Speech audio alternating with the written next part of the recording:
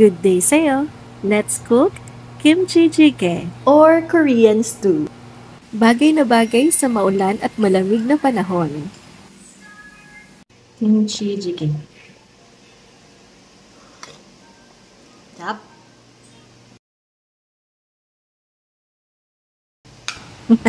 Init. O diba, may enoki wrap pa yan. Madali lang to. Let's go! Prep muna the ingredients. Bawang, onion leeks, and onion.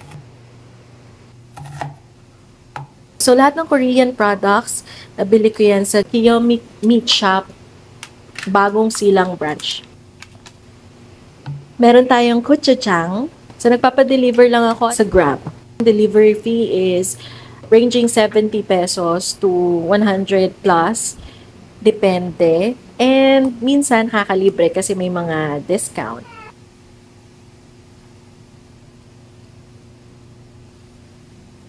Of course, kimchi.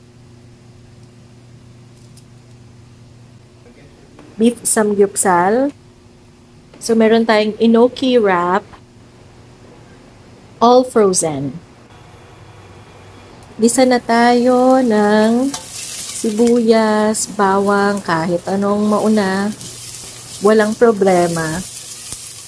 And then, yung frozen natin na beef samgyeopsal. And then, isunod na natin yung kimchi. Igigisa lang yan sila.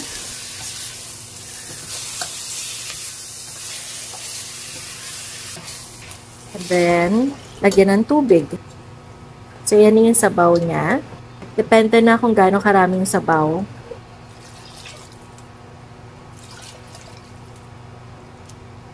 Hinulog ko na din yung beef cubes. I also bought sa same store itong gochugaru or Korean pepper flakes. Gochujang. Meron ding of course sesame oil. Toyo. Ito na yung paste na ihahalo ko sa sabaw. Paminta. Meron din yung sugar. Ako, I'm using a sweetener. Then, paghahaluin mo lang,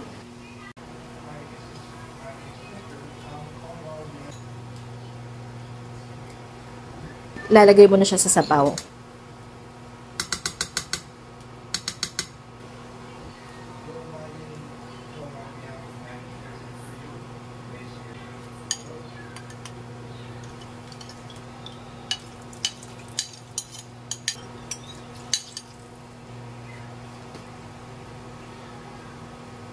Ihulog na yung enoki mushroom wrap.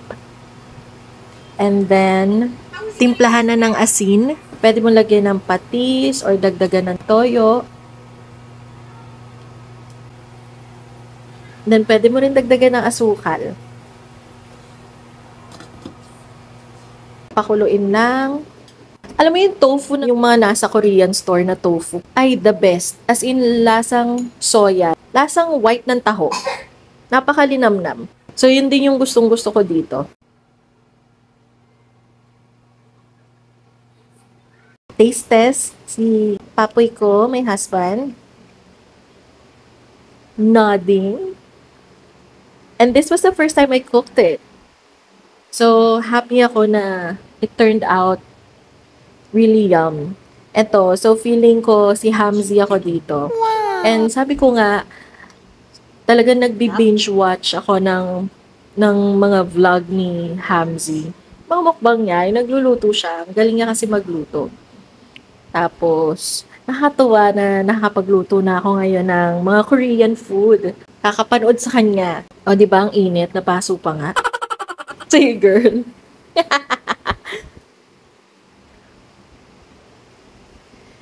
Pero sobrang sarap kasi ng mga Korean food, yung mga sabaw nila. Actually, ito, very mild pa to. Unlike kapag nakapunta ka talaga sa Korea. Twice na ako nakapunta ng Korea. And kapag authentic talaga, matapang yung timpla nila. Ito kasi may Pinoy touch na, of course. So, ang sarap. I-like and share mo na rin itong video at baka may gustong mag-try na magluto ng kimchi jjigae. Kimchi jjigae nida.